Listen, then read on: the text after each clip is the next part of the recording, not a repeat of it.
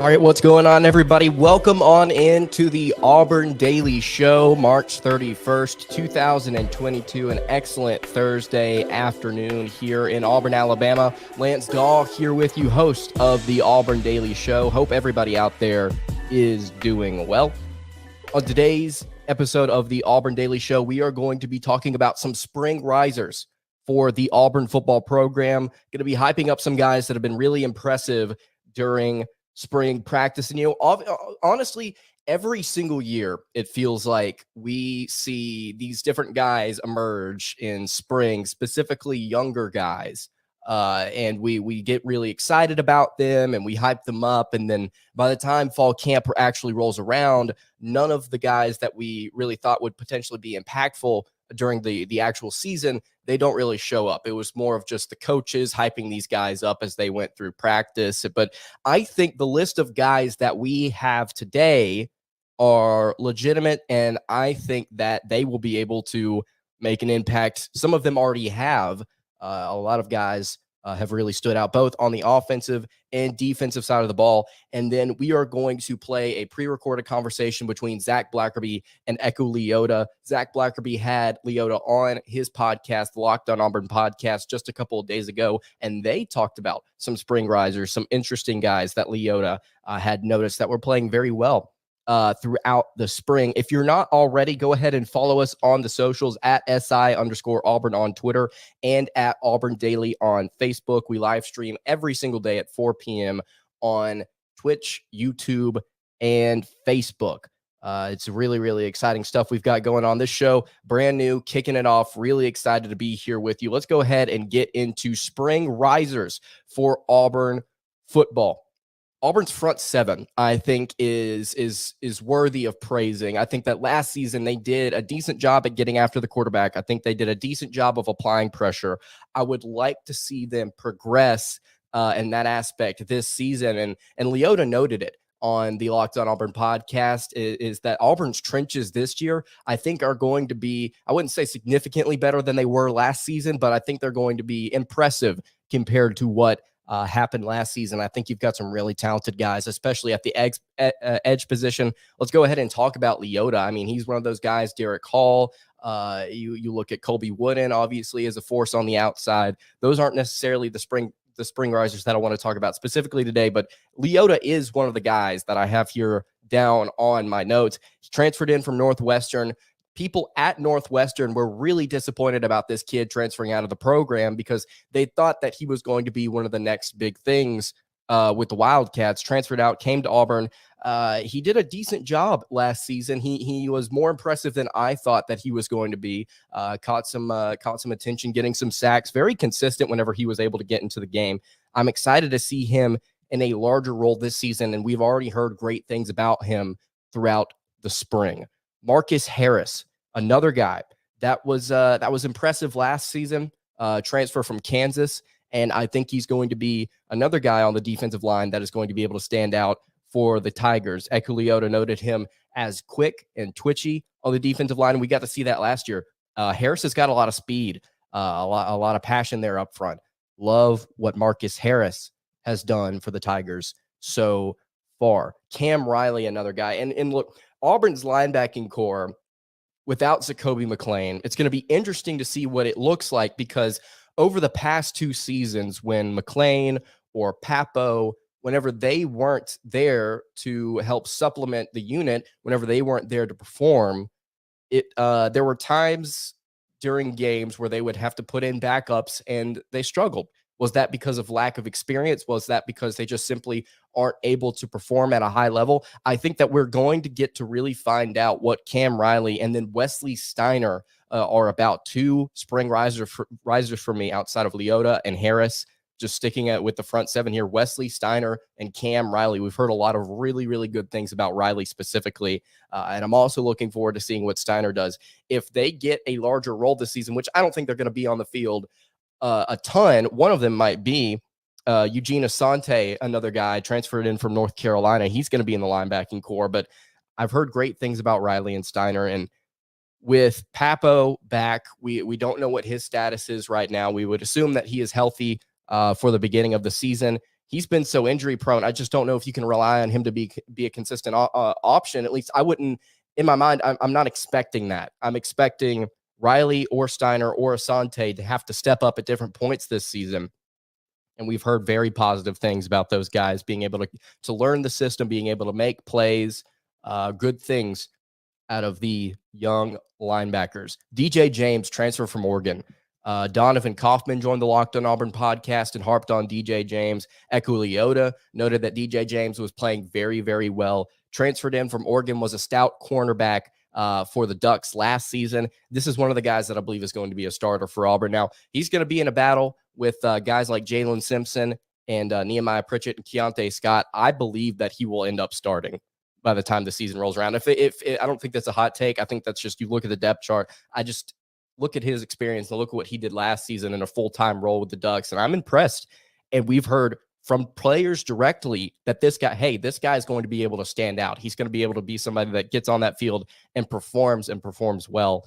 I really like what we have here in DJ James. And something that Kaufman noted on the Locked on Auburn podcast, and I would encourage you to go listen to the interview. You can also find it on auburndaily.com. Something that he noted was that the defensive backfield does not have a lot of depth, or at least it doesn't appear to have a ton of depth. And sure, while that may be the case for the players, I'm excited about all these different young guys that have come in and all these different transfers that have come in. And I think there are going to be some guys that contribute and add value to the defensive backfields. While the players themselves may not appear to think that there's a bunch of depth there, I'm excited about the guys waiting in the wings. DJ James at the front of that conversation, though. Talking about Jason Jones, though, the transfer from Oregon, he's going to be replacing Tony Fair up front, I believe. 6'6", 328 pounds. He's going to be that anchor for the Tigers this season, I believe. We've heard good things about Jason Jones stepping up on the defensive line. These two Oregon transfers, man, I mean, they've played well. We got another Oregon transfer on here that we'll get to in a little bit, but Jason Jones, another stout defensive addition through the transfer portal for the Auburn Tigers. We've got one more defensive guy here, and then we'll move on to the offense, but it's not a player. I've actually got as a spring riser here, Jeff Schmedding, the new defensive coordinator, was elevated from his position coaching linebackers this past season. He's the new DC for the Tigers, and from what we've heard from players, he's building on what the Tigers had last season. Players have praised him, said that there's a difference in the way that he operates because there's new terminology, but the way that Schmedding works apparently is he's breaking things down to simplify different categories of different sets of plays and looks for this defense. And the players really seem to like the way that he has approached labeling and categorizing different things. Apparently it's becoming more digestible for these players, new and the ones that have been in the system for a little bit. Jeff Schmedding is one of my spring risers for the Auburn football program. TJ Finley, starting with the offense here. I've heard a lot of good things about TJ Finley. If you've been watching on auburndaily.com, if you've been listening to the Locked on Auburn podcast, we're going to start talking about him a little bit here. The TJ Finley disrespect needs to slow down a little bit. I think when you look at last season, and we talked about this whenever we had Zach Blackerby on the show just a couple of days ago, we talked about this.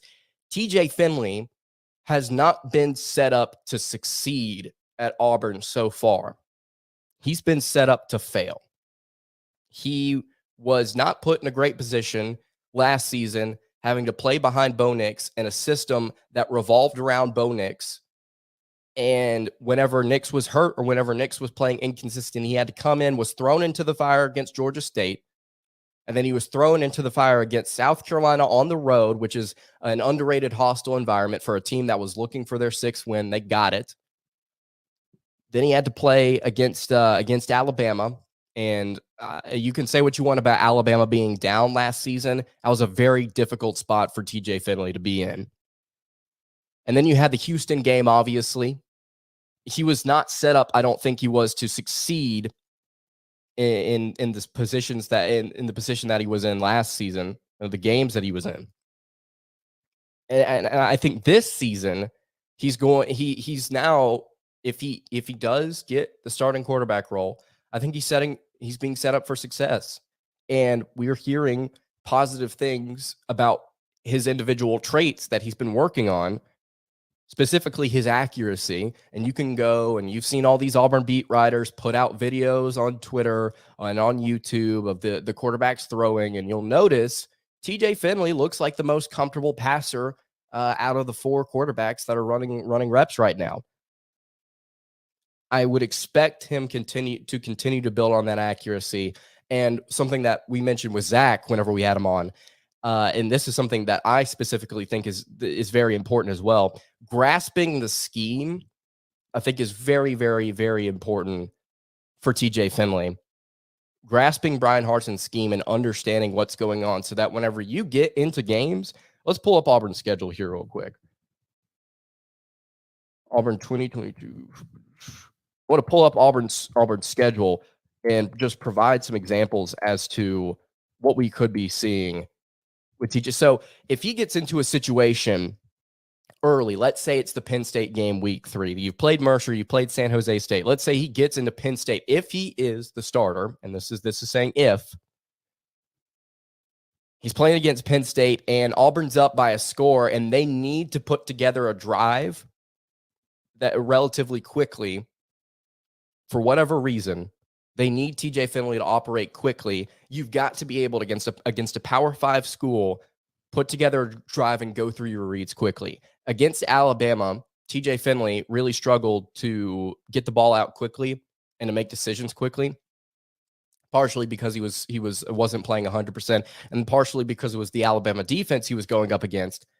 But I want to see him go through his progressions and his reads quicker. And again, last season, he was put in a position where he didn't really have time to learn things and get comfortable. This year, he does. So I'm expecting him to be a quicker quarterback, not from a physical standpoint, but from a mental standpoint, getting through your checks, getting through your reads, making decisions quickly. You got to be able to do that in situations against Penn State, against Missouri, against LSU early. And we've talked about this schedule before. Look, you get these first 5 games at home, Finley has to be able to get comfortable if he is the starter.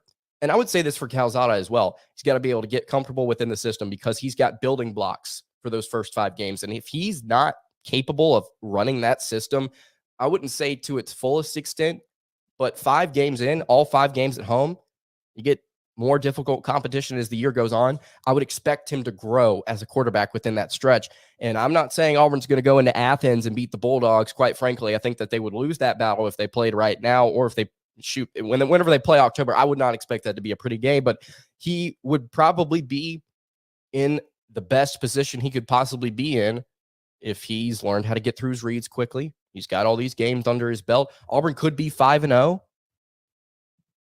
So TJ Finley, a spring riser because of his accuracy and because of his mechanics improving, according to what we've heard. And just talking there about how I expect him to continue to build upon what the foundation that he's laying right now. Another quarterback said that we were going to have another Oregon transfer here, Robbie Ashford. Robbie Ashford, another guy that I think is a spring riser. If you go and watch those same videos with TJ Finley throwing really, really nice balls to receivers, you go watch those same videos, Robbie Ashford's out there, and I wouldn't say I'm not in love with some of these guys' mechanics in terms of form, but if you're putting a spiral on it and you're getting it to your receiver and you're hitting him in the chest 8 times out of 10, I say roll tide, and I say that jokingly. I'm not serious. But seriously though, Robbie Ashford, while I may not really care for Finley or Ashford's form, I think that they both have impressive accuracy. Something that was noted about Ashford during his time in high school is that he wasn't afraid, holding Garner as well, he wasn't afraid to challenge tight windows. He wasn't afraid to see if he could slip a ball into a window that maybe some other quarterbacks would be afraid to throw at. I think Ashford, you've seen him look really, really nice during some of these drills, throwing on the run as well. Robbie Ashford, another spring riser for the Tigers. And then all these final 4 guys are either receivers or tight ends, so bear with me here. Jay Fair, another spring riser. We have heard nothing but great things about the former Texas native Jay Fair. I'm hype to see what this receiving core looks like, because people are going to have to step up, right? People are going to have to step up. Javarius Johnson, Chedrick Jackson, somebody's got to make their presence known. Okay. I think Jay Fair could potentially be one of those guys, former 3-star, like I said, out of Rockwall, Texas. 5'10", 175, going to be a speed guy. I think he's got the potential to be something special for the Tigers. Auburn's got speed at a plethora of positions on the offensive side of the ball. I mean, you've got Jay Fair. Here's another spring riser here, Tavares Dawson. He's got great speed. Javarius Johnson's got good speed. Malcolm Johnson Jr.'s got good speed. Auburn's got some speed youngsters that can really, really flat out run in the receiver room.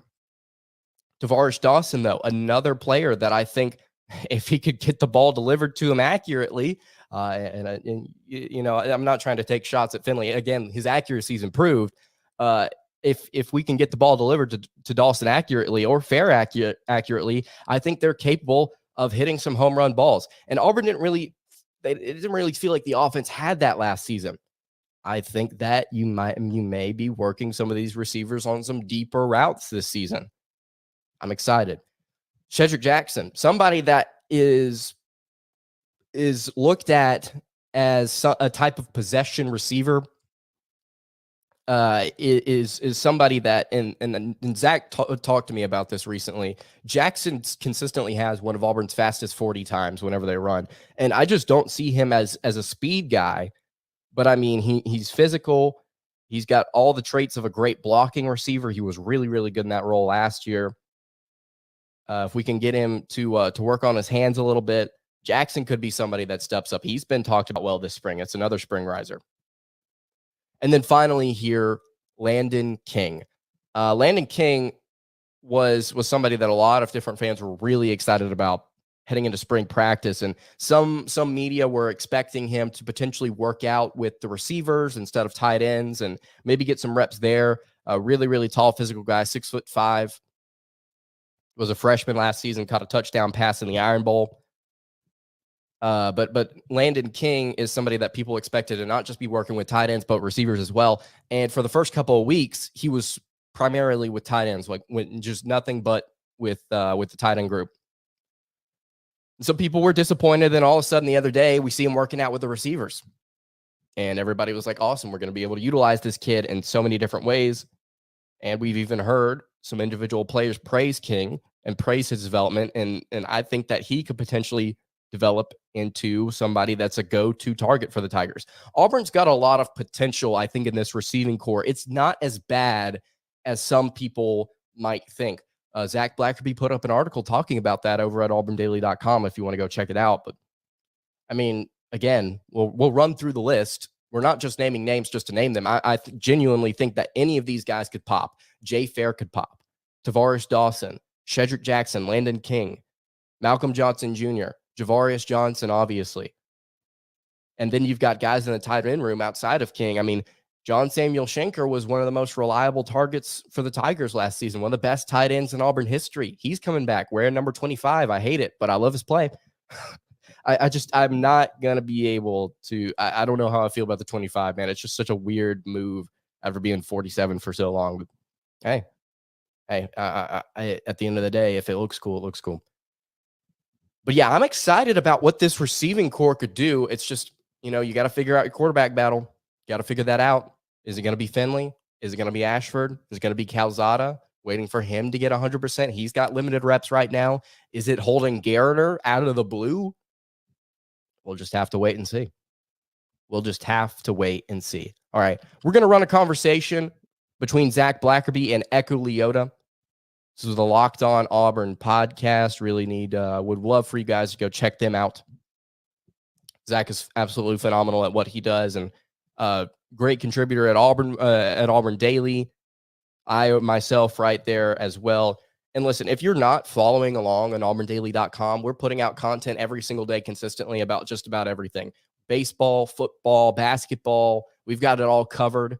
In the words of Donovan Kaufman, there is no off season.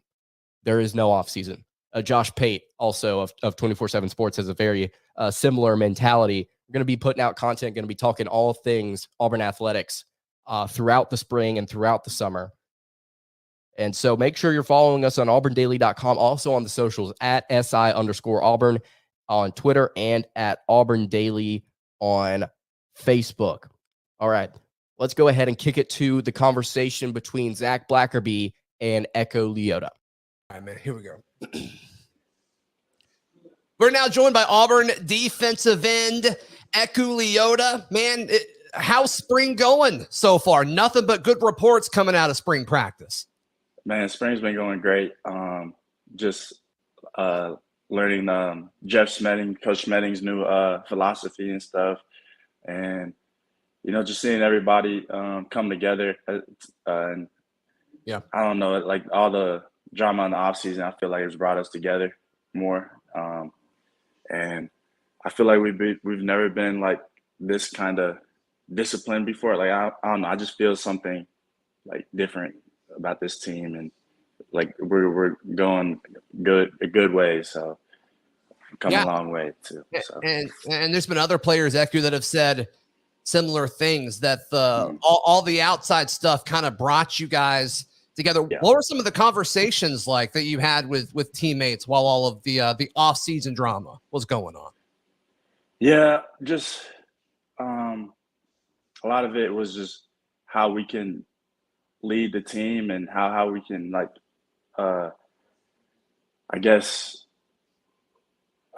keep working through all the stuff that we're going through, and I guess just like finding the leaders on the team, because there's a lot of new faces on there too, and we are short in the depth somewhat, but we're really, this really helps us bond and just know that like we really have to lock it in, and we all have to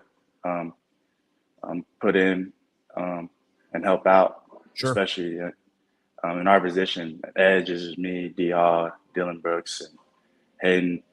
This is not much depth at that position, but we're making do with what we have. So what we have is what all we need. So I feel like, sure. But yeah, right. You mentioned spending time learning, a new defense. Coach Schmedding got promoted to defensive coordinator. There's been a lot of assumptions, though, Echo, kind of from the outside looking in, that it's going to be a pretty similar defense from what you guys did under Coach Mason last year. Is that true, or will there be some differences? Yeah. No, it's the same defense, but Coach Schmedding has his own wording of different things that we see on the field, and it's just Coach Schmedding's language, and we all have to really understand, like, with all the new play, and not new plays, but just new terminology that we have to just get down. And I like it for sure, and it's nothing that we haven't seen before, but it's just we're still trying to get that new terminology down. And I think we're doing a pretty good job. So sure, I'm really excited for where this defense is going for sure. So this is your first spring on the Plains, right? Because last year you announced that you were transferring to Auburn, but you were not here this time a year ago. Yeah, I was finishing up my degree at Northwestern, and I had to be up there. But man, I wish I would have had a spring last year. I feel like I would have been a lot more aware of the playbook and stuff when the season came around. But I like the spring here a lot. It's not hot. It's not 100 degrees in the fuckhead, but right. So, but I love it. So, well, good. And I imagine that's a big deal as far as prepping for the season, because around halfway through the year is really when it seemed like you were kind of, turning it on a little bit. And I mean, I'm sure just comfortable in the new system and a new place. You moved to a different part of the country. I mean, there's so many different things that go on into all of this, but you don't have to worry about that this year. You could start day one kind of being ready to pop off. Yeah. I came in last July, and I only had 4 weeks to get acclimated, but really the confidence comes with the reps. And that's really what I was missing. I guess coming in, because reps is really how you know the defense and Right. stuff. And I really didn't get as much as I wanted throughout fall camp, I guess. But the spring has really helped me gain more confidence and better technique and stuff throughout this spring. So I'm really excited for Sure. this year. So yeah. Sure. So all of the videos that have popped up, and I mean, you and Derek Hall, and I'll even put Dylan Brooks in this. I mean, you guys look the part. I mean, it's just as far as SEC edge rushers, you guys absolutely look the part. And I don't know if you've seen this, Eku, but this thing has kind of emerged that Eku Leota looks like an absolute unit out there. I mean, you put on a ton of weight from this time a year ago. What all is going on to that? And do you think it's fair that out there you look like an absolute unit? Man, I appreciate you. I appreciate you for saying that. But I got to give credit to Coach Pittman, our strength coach, on that one. I mean, I was put on weight gain when I first got here, and now it's starting to pay off a little bit, I guess. Sure. Coach Pittman's off-season training has really helped me become the unit that everyone's talking about. I love it. I love it. Yeah. Absolute unit is what we're going with here. But the idea of having you on one side and Derek Hall on the other side, and especially in a third and long situation, that has to be something that you guys are talking about and being strategic on as far as getting after opposing quarterbacks right now. For sure. I'm really excited to have Derek Hall on the other side just because we really know how to communicate with each other. We understand each other, and we understand the game a lot. It's just nice to have another veteran guy on the other side. Just you can't always see what's on the other side, and the communication is so important on the defense. And I just know D Hall has my back on the other side. So we're gonna get after the quarterback this year. So I'm excited about it. What about Dylan Brooks? I mean, didn't see much of him last year as he redshirted, but I mean, physically, I mean, it looks like he's developed too. What have we seen from him so far in spring practice? D Brooks has come a long way for sure. He's gonna really help us out this year.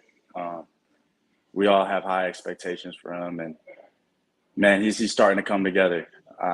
He's using his hands a lot better. He's rushing the quarterback a lot better, and I can see his confidence just coming in a lot more just with the reps he's getting, and he's constantly asking questions, asking to go through the playbook.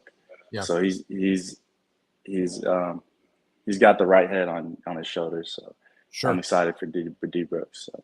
Sure. Yeah. Eku, coming down here and with the new NIL rules and all that, you guys can finally get some money, which is well deserved, and I'm happy for all of you guys. NIL Auburn seems to be ahead of the game in all this with fan interaction, getting the fans involved as well as businesses. How has NIL Auburn kind of helped Auburn take that next step forward as a program from your eyes as a player? Man, like I didn't really hear about NIL Auburn until January. Okay. But just knowing about all the different benefits that it has for the student athletes here, they're just trying to bring all the student athletes together and really help them get the deals that they deserve, and really just help them financially. It's been really nice having a little extra money in my pocket for sure. And just and this has also been helping my family out for sure, and this goes to say for like many other athletes too. Yeah. But I feel like NIL Auburn has been so good to us, and I'm really excited for where it's going. I just wish that I started with all this NIL as a freshman. Yeah, right. I'm a fifth year this time, but I'm excited for where Auburn's NIL Auburn's going to be for years to come, for sure. Yeah. NIL Auburn, they are leading the way and getting Auburn fans involved. And if you're an Auburn fan and you want to help both current players and future players financially, and make Auburn the most attractive place, even more attractive than it already is for for incoming players and current players, of course. Go to nilauburn.com to see how you can get involved. Eku, we mentioned D Brooks just for a second, but who are some other guys throughout spring practice that have kind of stood out to you?